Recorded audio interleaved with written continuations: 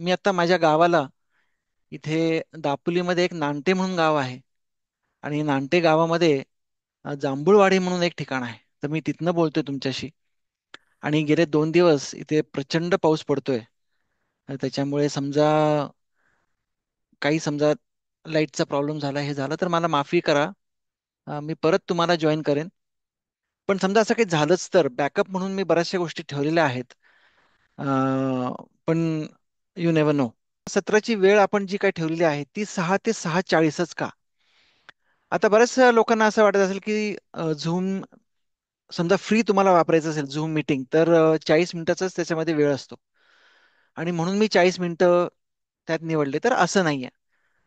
Rather काय आहे की मी एनिवे नंतर ह्याचं एक पेड व्हर्जन मी घेणारच आहे झूमचं. पण कसं होतं की जसं मी अगदी आधी सांगितलं की झूम हा ॲप वापरणं माझ्यासाठी पण एक पूर्णपणे नवीन गोष्ट आहे. तर मी आत्ता काही लगेच झूमसाठी पैसे भरलेले नाहीयेत. पण कसं की लोकांना त्या विषयाबद्दल माहिती असावी, त्याच्याबद्दल माहिती जी आहे ती हळूहळू त्यांच्यापर्यंत पोहोचावी, हा प्रयत्न आहे. आणि म्हणून ह्या मीटिंगचा जो एक वेळ ठेवलाय तो 40 मिनिटाचा ठेवलाय. त्यात जे इफेक्टिव्हली मला जे वापरायचे ते 30 मिनिटं वापरायचे. आणि म्हणून हे 6 ते 6:40 असा ह्या सत्रांची वेळ जी आहे ती ठरवलेली आहे. मग हे जे काही सत्र आहेत हे मराठी, हिंदी आणि इंग्लिशमध्ये असणार आहेत. आता काय की मराठीचे सत्र जे काय आहे ते 4 झाल्यानंतर मग हिंदी, आणि मग हिंदीचं झाल्यानंतर इंग्लिश. असं का? कारण तसं बघितलं तर भारत हा बहुभाषिक देश आहे. आणि मला जे त्यातल्या त्यात जे भाषा अवगत आहेत, ज्याच्यामध्ये मी खूप चांगल्या तऱ्हेने लोकांशी संपर्क करू शकतो, तो आहे मराठी, जी माझी मातृभाषा आहे. हिंदी, जी माझी देशाची भाषा आहे. आणि इंग्लिश, की जी बऱ्याचशा जगामध्ये बोलली जाते. असंही आहे की भारतामध्ये सुद्धा बरेचसे लोक ज्यांना हिंदी मराठी कळत नाही, ऑब्व्हियसली कारण ती त्यांची मातृभाषा नसते. पण ज्यांना हिंदी कळत नाही ते इंग्लिशमध्ये नक्कीच माझं हे सत्र ऐकू शकतात. दुसरी गोष्ट होती की ह्या सत्रांचं फक्त संवादच का ठेवलेला आहे किंवा व्हॉइस ओनली हे सेशन का ठेवलेलं आहे? कारण बरेचसे जण जे ह्या झूम मीटिंगला जॉईन करतील ते आयदर कार चालवता येतात किंवा ते त्यांच्या ऑफिसमध्ये बसलेत, कारण शुक्रवार हा काही सुट्टीचा दिवस नसतो. तरी शुक्रवारी हा दिवस का निवडला ते पण मी तुम्हाला पुढे सांगणार आहे. पण लोक समजा ट्रॅव्हलिंग करत असतील तर ते ऐकू शकतात. त्यांना मोबाईलमध्ये बघायची किंवा इथे बघायची गरज नसते, कारण तो एक डिस्टर्बन्स तयार होऊन जातो समजा काहीतरी व्हिज्युअल असेल तर. दुसरी गोष्ट अशी असते की जे लोकांचे इंटरनेट कनेक्शन स्लो आहेत, समजा ते आपल्या मोबाईलवरनं कनेक्ट करतायत ह्या सत्रांसाठी, आणि समजा इंटरनेट कनेक्शन त्यांचं स्टेबल नाही आहे किंवा प्रॉब्लेम आहे, तर त्यांना ते नुसतं ऐकता यावं. कारण काय होतं की जेव्हा आपण व्हिडिओ पण त्याच्यामध्ये ऑन करतो तर व्हिडिओ हा खूप मोठा बँडविड्थ घेऊन जातो आणि लोकांना मग ते सत्र नीट ऐकता येत नाही. तर त्यासाठी आपण हे व्हॉइस ओनली सेशन्स असं ठेवले. त्याला व्हिडिओ अजिबात ठेवलेला नाहीये. अजून एक मी ह्याच्यात विनंती केली होती की तुम्ही रेकॉर्डिंग्स करू नका. कारण काय होतं की ते करत असताना बऱ्याच वेळा काही काही ऑप्शन्स आपली दाबली जातात आणि त्याच्यामध्ये डिस्टर्बन्स येऊ शकतो. तर तुम्ही रेकॉर्डिंग करू नका. रेकॉर्डिंगसाठी मी आत्ता इथे गुगल झूम म्हणजे झूममध्ये मी त्याची सोय केलेली आहे.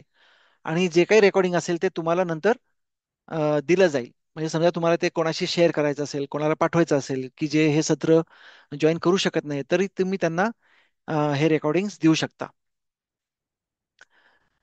प्रश्न पण आपण मुद्दामून ऑफ ठेवलेत, कारण काय होतं की प्रश्न समजा आपण मध्ये मध्ये विचारायला लागलो तर आपल्याला विषय कळण्याच्या आधीच आपण खूप प्रश्न उभे करत असतो. तर प्रश्न जे आहेत ते तुम्ही मला पर्सनली माझ्या व्हॉट्सॲप नंबरवर पाठवू शकता. त्याची जी काही उत्तरं आहेत ती उत्तरं त्या प्रश्नासकट आणि कोणी पाठवलेली आहेत तेही मी नमूद करून आपले जे ग्रुप फॉर्म झालेले आहेत मराठी, हिंदी आणि इंग्लिश, त्याच्यावर मी तो प्रश्न आणि त्याचं जे उत्तर आहे ते पण मी टाकणार आहे. म्हणून हे सेशन चालू असताना अ, कृपया कोणी प्रश्न विचारू नये. जे प्रश्न विचारायचे आहेत तुम्हाला ते मला तुम्ही व्हॉट्सअपवर मेसेज करून टाकू शकता. आता मला एक ताईंचा सारखा मेसेज येत होता की त्यांना माझं हे सेशन अटेंड करायचं, पण त्यांचा जो मोबाईल आहे तो जुना आहे. तर आता समजा तुमचा फोन जो आहे तो कम्पॅटिबल नसेल, तर मग जसं मी आधी म्हणलोय तसं तुम्हाला ह्या सेशन्सचं किंवा या सत्रांचं रेकॉर्डिंग मिळणार आहे. तर तुम्ही हे जे काही सत्र आहे ते तुम्ही यूट्यूबवर किंवा जे मी तुम्हाला पाठवणार आहे ऑडिओ त्याच्यावर तुम्ही ऐकू शकता. तर मग त्याची काळजी करू नका की बाबा तुमचा फोन जो आहे तो कम्पॅटेबल नाही आहे किंवा तो 2G आहे 1G आहे जो काही असेल तो. पण समजा तुमचा फोन हे जे ॲप आहे झूम ॲप ते समजा इन्स्टॉल करू शकत नसेल आपल्या फोनवर, तर त्याची काळजी नसावी कारण तुम्हाला त्याचं जे काही सत्राचं रेकॉर्डिंग आहे ते दिलं जाईल. मग काय आहे की ह्या सत्रांच्या मध्ये मध्ये असे काही प्रश्न उभे राहतील जे मला असे वाटतात की आपण ते प्रश्न उत्तर म्हणून किंवा क्विज म्हणून ते विचारू शकतो. तर ते क्विज जे आहेत ते मी आपल्या ग्रुपवर टाकेन आणि ज्यामध्ये सगळ्यात चांगलं उत्तर मला मिळेल तर त्याला एक छोटंसं काहीतरी बक्षीसही द्यायचा माझा प्रयत्न आहे. तो बघू काय मला देता येईल किंवा मला काय ऑफर करता येईल. पण एक क्विज पण त्याच्यामध्ये नक्कीच असणार आहे. आणि ती क्विज अशी असेल की थोडासा विचार करायला लागेल तुम्हाला. कारण हे जे काही प्रश्न आहेत हे रोजच्या आयुष्यातले प्रश्न नाही आहेत. अ, त्याला थोडासा विचार किंवा एक थोडा वेगळी थॉट प्रोसेस लागते की ह्या प्रश्नांना उत्तर देण्यासाठी. तर त्याचे पण मी काही एक प्रश्न तयार करून ठेवलेले आहेत. तुम्हाला समजा असं वाटलं की तुमच्याकडे काहीतरी एक खूप छान प्रश्न आहे आणि तुम्ही माझ्याबरोबर तो शेअर करू शकता, तर ते पण मला तुम्ही नक्कीच व्हॉट्सॲपवर माझ्या नंबरवर पाठवू शकता. आता एक अशी अपील आहे की इथे कुठेही पैशांचा व्यवहार नाहीये ह्या सेशनमध्ये. हे सगळे सेशन्स फ्री आहेत. पण तरी पण तुम्हाला असं वाटलं की तुम्हाला काहीतरी कॉन्ट्रीब्युट करायचं आहे ह्या एफर्ट्ससाठी. कारण गेले 15 वर्ष आम्ही हे विषमुक्त जीवनशैलीचे सेशन्स घेतो आहोत आणि त्याच्यामध्ये कुठेही पैशांची किंवा ह्याची अपेक्षा कधीच केलेली नाहीये. पण तुम्हाला समजा असं वाटलं की तुम्हाला काहीतरी कॉन्ट्रीब्युट करायचं आहे ह्या एफर्टसाठी, तर फक्त आणि फक्त 10 रुपयेच करा. ह्याच्यापेक्षा जास्त अपेक्षाही नाहीये. त्याच्यापेक्षा कमीही करू नका कारण ते रेकॉर्ड ठेवायला थोडंसं अवघड पडतं. कारण 10 रुपये आले ते कोणाकडनं आलेत ह्याचा रेकॉर्ड ठेवणं जरा जास्त सोपं पडतं. पण काय आहे की इथं कुठेही ह्या सगळ्या सत्रांसाठीचे पैसे काढायचे आहेत किंवा आपलं काहीतरी त्यातनं कमाई करायची हे असं अजिबात नाहीये. पण खूपशा लोकांना वाटत असते की आपण हे जे काही प्रयत्न केले जात आहेत हे निरंतर राहावेत. म्हणून त्यासाठी काहीतरी कॉन्ट्रीब्युट करायचं ते फक्त 10 रुपयेच करा. त्याच्यापेक्षा जास्त अजिबात करू नका. दुसरी गोष्ट अशी आहे ह्यामध्ये की मराठीचे 4 सत्र झाले की हिंदीचे चार, मग इंग्लिशचे 4 सत्र, म्हणजे हे जवळजवळ 12 आठवडे हे सेशन चालणार आहे आणि प्रत्येक शुक्रवारी मी कुठेही असलो कसंही असलो तरीही मी 6 ते 6:40 ह्या वेळेत मध्ये हे सेशन घेणार आहे. ते पण मी आधी सांगितलं की हे 3 भाषांमध्ये का. आणि दुसरी गोष्ट अशी आहे की समजा तुम्ही मराठीमधले काही सेशन्स किंवा हिंदीमधले किंवा इंग्लिशमधले काही सेशन्स तुम्ही मिस केले असतील, तर परत ती आवर्तनं सुरू होणार आहेत. म्हणजे असं नाहीये की आता हे 12 सेशन झाले किंवा 12 सत्र झाले म्हणजे सगळं काही थांबून जाईल असं नाहीये. 31 ऑक्टोबर ही शेवटचा दिवस आहे इंग्लिशचं चौथं सेशन होण्यासाठी. तर नोव्हेंबरच्या पहिल्या शुक्रवारपासून परत मराठीमध्ये हे सेशन सुरू होणार आहेत. म्हणजे तुम्ही कुठलेही सेशन हे मिस करू शकणार नाही आहात. समजा तुम्हाला असं वाटलं की तुम्ही आज नाही अटेंड करू शकला, तर तुम्ही परत मराठीमध्ये तुम्ही हे सेशन अटेंड करू शकता. दुसरी गोष्ट अशी आहे की समजा तुम्हाला असं वाटलं की बाबा नाही मराठीमध्ये एक झालं मला हिंदीमध्ये पण ऐकायचं आहे, तर तुम्ही हे हिंदीमध्ये पण ऐकू शकता. समजा तुम्हाला इंग्लिश येत असेल तर तुम्ही इंग्लिशमध्येही हे सेशन अटेंड करू शकता. म्हणजे त्याच्यामध्ये मला भाषा 2-3 येतात म्हणजे मी फक्त मराठीच सिलेक्ट केलं आणि मला मराठीमध्येच ह्याबद्दल ऐकलं पाहिजे असं काही नाही आहे. फक्त एवढंच आहे की समजा तुम्हाला दुसऱ्या भाषांमध्ये पण तुम्हाला हे ऐकायचं असेल तर ते ग्रुप जॉईन करा कारण त्याची जी काही झूम मीटिंगची लिंक आहे मी त्या ग्रुपलाच फक्त टाकतोय, मी सगळ्यांना टाकत नाहीये. तर समजा समजा तुम्हाला असं वाटलं की तुम्हाला हिंदीमध्ये पण ऐकायचं तर मग तो हिंदीचा ग्रुप पण जॉईन करा. समजा तुम्हाला असं वाटतं की तुम्हाला इंग्लिशमध्ये पण जॉईन करायचं मग तुम्ही इंग्लिश पण जॉईन करा कारण त्या सत्रांचे जे काही लिंक आहेत ते ग्रुपमध्ये टाकले जातील. आता हे सत्र सुरू करण्याच्या आधी मी तुम्हाला सगळ्यांना शुभेच्छा देतो कारण आज आपण एकूण 80वा दिवस साजरा करतो आहोत भारताच्या स्वातंत्र्याचा किंवा 78 इयर्स आपल्याला झालेत. पूर्ण वर्ष समजा आपण मोजले तर 78 वर्ष झालेत आपल्याला स्वातंत्र्य मिळून. आता स्वातंत्र्य मिळणं ही एक गोष्ट आहे की आपण इंग्रजांच्या त्यांच्या राज्यापासून आपण वेगळे झालो आणि आपण नवीन राज्यकर्ते झालो ॲज अ भारतीय म्हणून. आपल्याला स्वातंत्र्य मिळालं, आपल्याला सगळ्या गोष्टी स्वतःच्या करता येण्यासारख्या आपल्याला मिळाल्या. तरी पण काही एक वर्ष गेली कारण आपण खूप डिपेंडंट होतो इंग्रजांवर, त्यांच्या राज्य प्रणालीवर आणि आज त्याचे बरेचसे जे काही ट्रेसेस आहेत किंवा आपल्या बघायला मिळतं की आपल्या रोजच्या व्यवहारामध्ये पण ती काय बाबूगिरी गेलेली नाहीये. ती अजूनही तशीच तशीच आहे की जी इंग्रजांनी सोडलेली होती. मग तीच गोष्ट आपण समजा आपण विचार केला तर हे जे विषमुक्त जीवनशैली आहे. आता विषमुक्त खरं तसं म्हटलं तर इंग्लिशमध्ये हा टॉक्सिन हा जो वर्ड आहे, हा अगदी अप्रोप्रिएट आहे. त्याचं भाषांतर समजा आपण हिंदी किंवा मराठीमध्ये बघितलं तर ते विष म्हणून येतं. तर विष हे पॉइझन म्हणून झालंय. तर टॉक्सिनला तसं कोणाकडे एक खूप चांगला शब्द असेल तर तसंही मला कळवा प्लीज. कारण मला तो जेव्हा विषमुक्त मी म्हणतो त्याला, त्या विष म्हणजे त्याचं ऍक्च्युअली मिनिंग जे आहे ते पॉइझन म्हणून येतं. टॉक्सिन हा जो काही शब्द आहे हा थोडासा वेगळा आहे, हा थोडा माइल्ड शब्द आहे. तो पॉइझन सारखा इतका स्ट्रेट फॉरवर्ड किंवा इतका हार्ड नाही आहे. तर जेव्हा आपण विषमुक्त जीवनशैली म्हणतो तेव्हा आपण म्हणतो की अरे पॉइझन मुक्त, त्याचं एक ट्रान्सलेशन इंग्लिशमध्ये होतं. पण इंग्लिशमध्ये टॉक्सिन फ्री हा जो काही शब्द आहे हा जास्त अप्रोप्रिएट आहे. आणि तो आपल्याला त्याच्यासाठी मराठी किंवा हिंदीमध्ये किंवा आपली जी काही आपण मातृभाषा बोलतो त्याच्यामध्ये त्याचा एक पॅरल शब्द मिळणंही खूप गरजेचं आहे. कारण जेव्हा आपण एक काहीतरी टॉक्सिन खातो किंवा आपल्या अन्नात ते येतं, आपण त्याचा श्वास घेतो किंवा आपल्या त्वचेवर ते लावलं जातं, तेव्हा आपण लगेच मरत नाही, जसं एक पॉइझन ह्या शब्दाचा अर्थ होतो. तर टॉक्सिन्स जे आहेत हे खूप हळूहळू आपल्या शरीरामध्ये येत जातात. ते वेगवेगळ्या मार्गाने येतात. आणि तेच मार्ग जे आहेत ह्या टॉक्सिनचे ते कळावे म्हणूनच एक सत्र असं ठेवलंय की ते फक्त इंट्रोड्यूस करतं ह्या टॉक्सिन्सला किंवा ह्या विषांना. दुसरं सत्र आहे की आपल्या नाकाद्वारे, जे खूप महत्वाचं आहे एका कुठल्याही अ, जगणाऱ्या प्राण्यांसाठी. कारण तो श्वास घेत असतो, कंटिन्युअसली घेत असतो. म्हणून नाकाद्वारे जे आपल्या शरीरामध्ये हे टॉक्सिन्स जातात किंवा हे विष जातात त्याबद्दल आपल्याला जाणून घेणं गरजेचं आहे आणि त्यासाठी एक सेशन पूर्ण असणं गरजेचं आहे. मग सेकंड आहे किंवा दुसरं आहे ते आहे तोंड. आपण तोंडावाटे नुसतं अन्न नाही घेत, तर आपण बऱ्याच वेळा श्वासही घेतो. तोंडावाटे आपण अन्न घेतो, आपण पाणी घेतो. आणि त्या वाटे खूप खूप प्रकारचे वेगवेगळे प्रकारचे जे टॉक्सिन्स आहेत किंवा पॉइझन्स आहेत किंवा विष आहेत हे आपल्या शरीरामध्ये जात असतात. आणि तिसरी जी गोष्ट आहे की जो आपल्या शरीराचा सगळ्यात मोठा ऑर्गन किंवा आपल्या सगळ्यात शरीराचा मोठा भाग आहे, ती म्हणजे आपली त्वचा किंवा आपली स्किन किंवा आपली चमडी आपण ज्याला म्हणतो.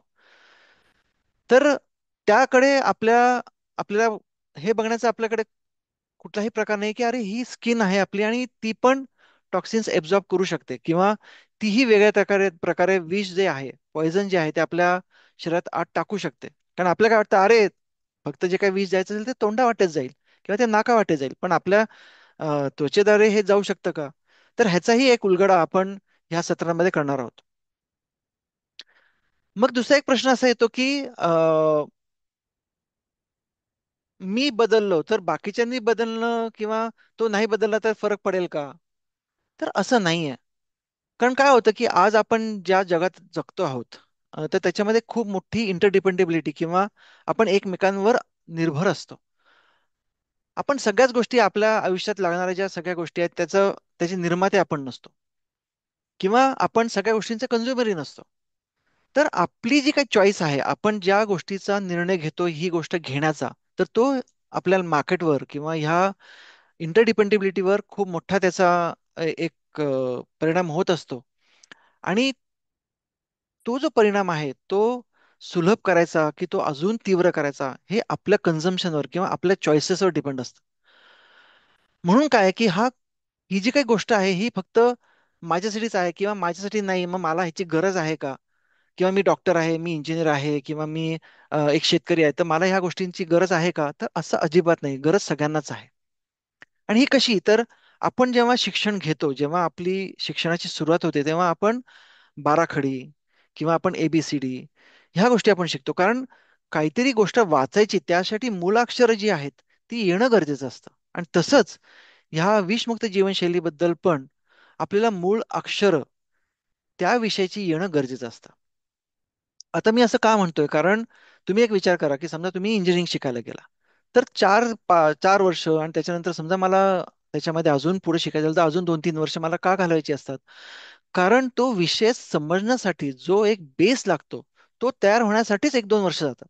अगदी इंजिनिअरिंगचा विषय घ्या, तुम्ही इव्हन डॉक्टरी घ्या, कुठलाही विषय समजा आपल्याला शिकायचा असेल तर त्याला एक बेस पिरियड असतो, तो लागत असतो.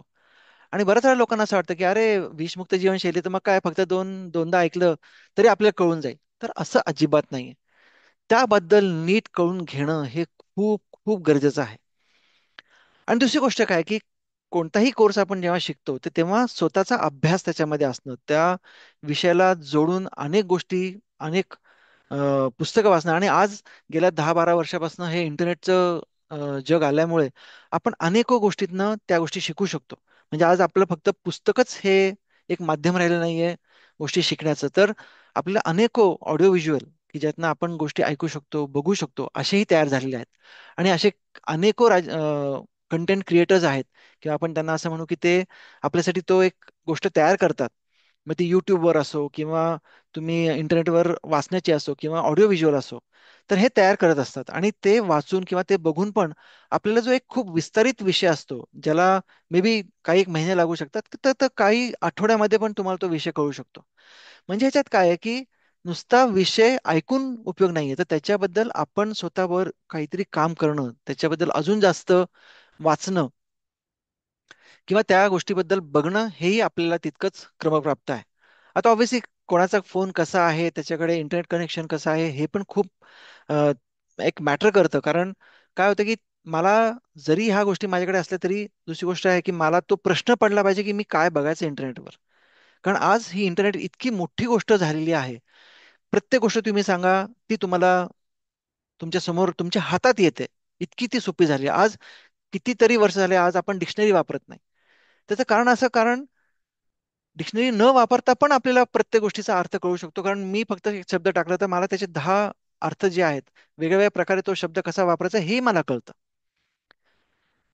तर आज काय झालं की आज इन्फॉर्मेशन आपल्या हातावर आहे, पण ती इन्फॉर्मेशन बरोबर आहे की नाही, मग त्या इन्फॉर्मेशनला किंवा त्या माहितीचा आपण खरंच नीट उपयोग करून घेतोय का, हा एक प्रश्न खूप मोठा उभा राहिलेला आहे. आणि आज ह्या प्रश्नामुळेच काय झालं की जे आपले प्रोडक्ट्स बनवतात किंवा जे उत्पाद जे आहेत, कंपनी जी बनवते, तर ती जेव्हा लोकांपुढे टाकते, तर तेव्हा पण आता हा प्रश्न पडतो त्यांना की बाबा समजा हा कस्टमर खूप ज्ञानी असेल आणि तो समजा आपला जो उत्पाद आहे किंवा जो प्रोडक्ट आहे तो समजा नीट निहाळून बघत असेल तर तेही तितकेच कॉन्शियस होऊन जातात. आज तुम्हाला खरं सांगतो की समजा तुम्ही एक साबण घेतला एका मेडिकलच्या दुकानामधनं, तर त्या दुकानात जे काही सप्लाय केलेला आहे ज्या कंपनीने, तर ते हेही बघत असते की त्याच्या दुकानातनं किंवा त्याच्या मेडिकलमधनं हा साबण किती लवकर ग्राहकापर्यंत पोहोचतोय. म्हणजे आज इतकी लेवल झाली, मे बी मी जे काय सांगतो त्याच्यापेक्षाही जास्त लेवल झाली असेल इन्फॉर्मेशनची, की कुठनं ह्या कंपनीला ही सगळी माहिती कळते की बाबा माझा प्रोडक्ट मूव्ह होते की नाही, माझा प्रोडक्ट किंवा माझा उत्पाद कोणी घेते की नाही, तो घेत असेल तर किती अंतराने घेतो. आज समजा एक साबण घेतला तर मग तो किती पटकन येतोय परत अजून एक साबण घेण्यासाठी. पुढच्याच येत असताना मग त्याची साबणाची चॉईस बदलतीये का. ते इतक्या डीप लेवलपर्यंत लोक किंवा कंपनी किंवा बाकीचे लोक ह्याचा विचार करायला लागलेले आहेत. मग तोच आपण ग्राहक म्हणून आपल्याकडे जेव्हा एवढी मोठी चॉईस असते तर तेव्हा आपण ती नीट वापरू शकतोय का, तर हेही ह्या सत्रामधनं आपण समजून घेणार आहोत.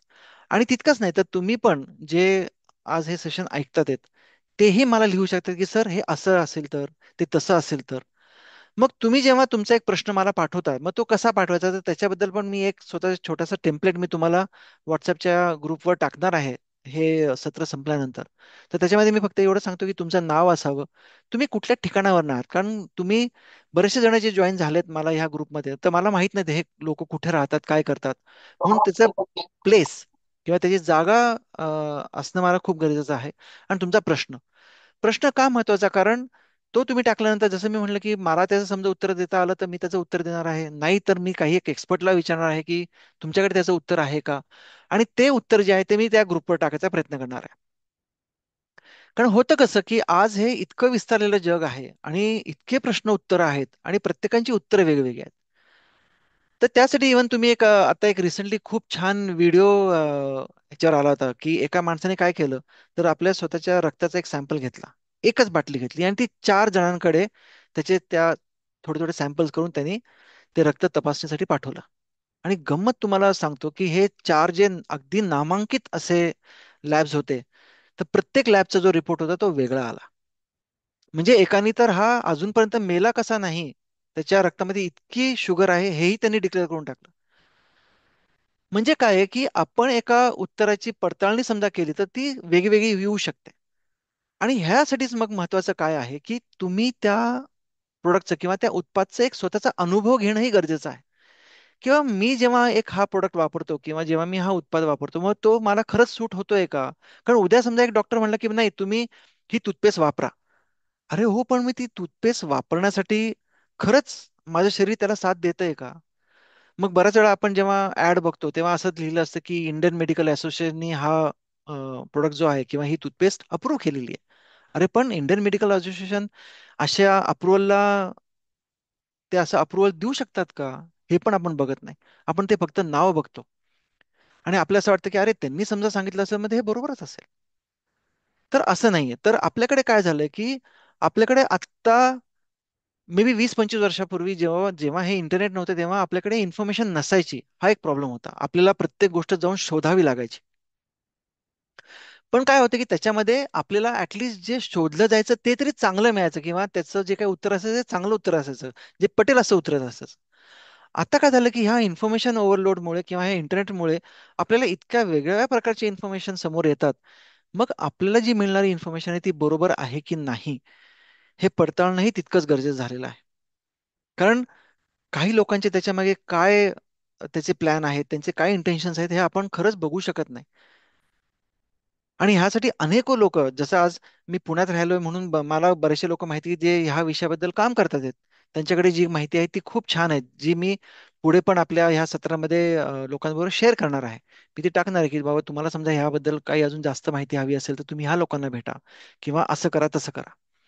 आता लोकांना भेटा म्हणजे कोण की आज मी जे काही हे बोलू शकतोय किंवा मी आज स्वतःला एक टॉक्सिक फ्री लाईफस्टाईलचा कोच म्हणून मी स्वतःला म्हणतो किंवा मी शाश्वत जीवनशैलीचा कोच म्हणून स्वतःला म्हणतो. तर खरंच मी ह्या गोष्टी बोलण्याच्या लायक आहे का? कारण हा पण एक प्रश्न लोकांनी विचारणं गरजेचं आहे. कारण निरंजन उपासनी बोलतोय म्हणजे त्याला सगळं काही माहिती आहे, मग तो ह्या विषयातला खूप एक्सपर्ट आहे आणि त्याला तो जे काही सांगतोय ते सगळं बरोबर आहे असं अजिबात नाही. तुम्ही स्वतः ऍज अ कस्टमर म्हणून पण तुम्ही त्या गोष्टी पडताळणं तितकंच गरजेचं आहे. मी आज एवढ्या अधिकाराने का बोलू शकतोय कारण मला खरंच खूप माझ्या आयुष्यामध्ये अमेझिंग मला गुरु लाभले ह्या विषयाबद्दल. एक आहेत म्हणजे डॉक्टर प्रमोद मोघे म्हणून. तर ते एक सिनियर सायंटिस्ट म्हणून त्यांनी काम केलं एनसीएल मध्ये. आणि त्यांनी त्यांच्या 35 वर्षाच्या कामामध्ये खूप मोठा भाग जो काही त्यांच्या कामाचा होता तो अनेक विषय हँडल करण्याचा होता. म्हणून त्यांना ते एक शास्त्रज्ञ म्हणून जे काही त्यांनी काम केलं ते फक्त एक विषय घेऊनच त्यांनी आयुष्यभर काम नाही केलं तर त्यांनी अनेको विषय त्यांना हाताळायला मिळाले आणि मला असा एक गुरु लाभला की ज्याच्याकडनं मला खूप खूप काही शिकता आलं. 2010 पासून मी त्यांच्यावर ह्या विषमुक्त जीवनशैलीचे सेशन्स घ्यायला मी सुरुवात केली. जसं आपण अ, एक बघितलं की माझे जे गुरु आहेत की ज्यांच्याकडनं मला हे सगळं शिकायला मिळालं ते आहेत डॉक्टर प्रमोद मोघे म्हणून आणि अ, ते एक सिनियर सायंटिस्ट म्हणून एनसीएल मध्ये रिटायर झाले.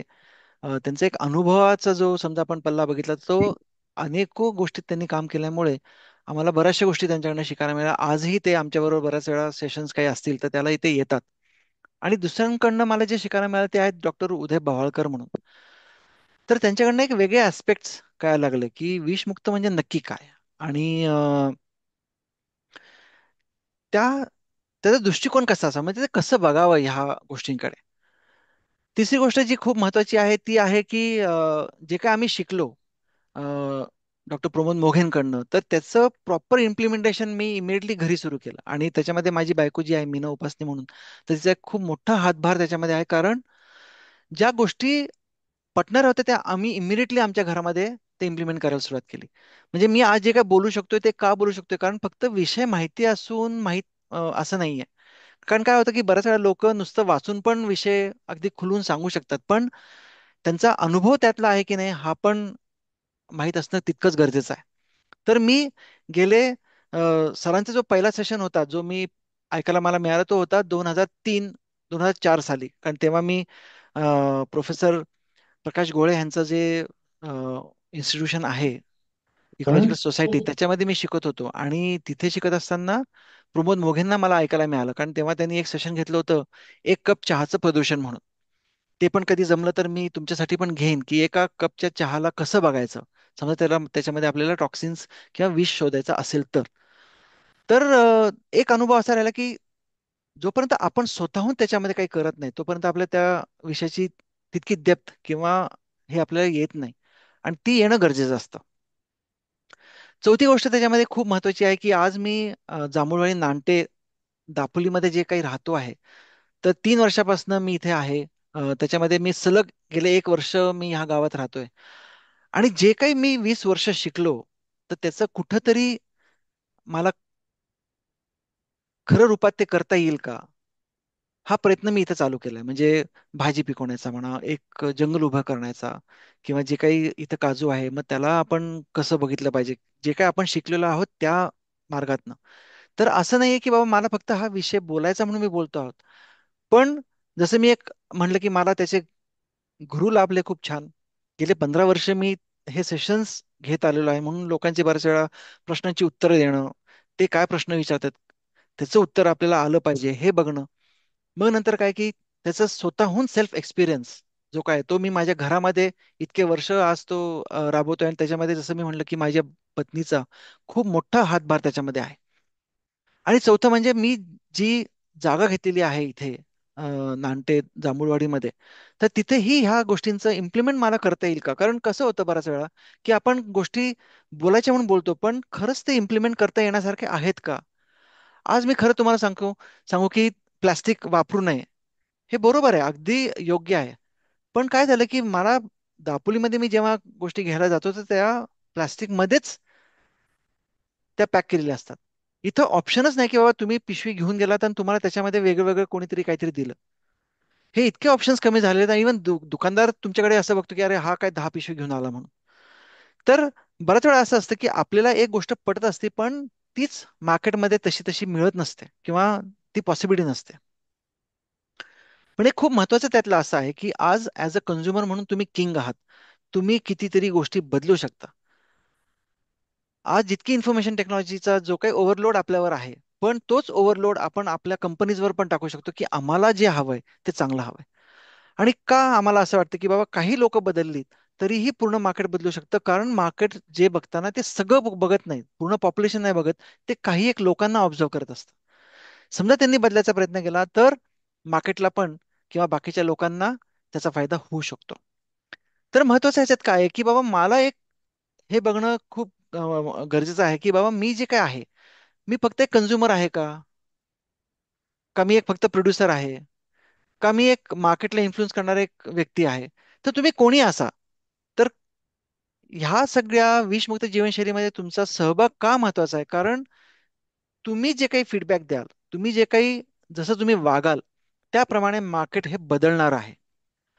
आणि त्यात एक खूप महत्वाची गोष्ट काय आहे की आज आपण बघतो की आपला एक साबण जो आहे तो कुठेतरी अशा ठिकाणी तयार होतो की ते आपल्यापासून हजारो मील लांब असतं किंवा हजारो किलोमीटर लांब असतं. पण आपल्याला ते कळत नाही, जेव्हा आपल्या हातात येते तेव्हा आपल्याला असं वाटतं की अरे मी जी काही गोष्ट घेतली ती ह्या माझ्या लोकल दुकानातनं घेतलेली आहे, पण ती आलेली असते खूप लांबवरनं. तर काय होतं की ह्या सगळ्या गोष्टींना एक वेगळा फाटा फुटावा म्हणून हे एक इंट्रोडक्शनचं सेशन आहे, जे मी 40 मिनिटाचं घेतलेलं आहे. किंवा जसं मी म्हटलं की त्याला इफेक्टिव्हली 30 मिनिटच मला मिळतात हे सगळं काही बोलायला. आणि तुम्हाला जे काही प्रश्न पडत असतील, समजा तुम्हाला काही सजेशन्स द्यायचे असतील ह्या सेशन बद्दल, तुम्ही ते मला व्हॉट्सअपवर देऊ शकता. कारण हा जसं मी म्हटलं की हा एक पहिला प्रयत्न आहे लोकांपर्यंत जास्तीत जास्त पोहोचण्याचा. कारण आम्ही आमच्या सेशन्समधनं विषमुक्त जीवनशैलीच्या सेशनमधनं खूप लोकांपर्यंत पोहोचलो.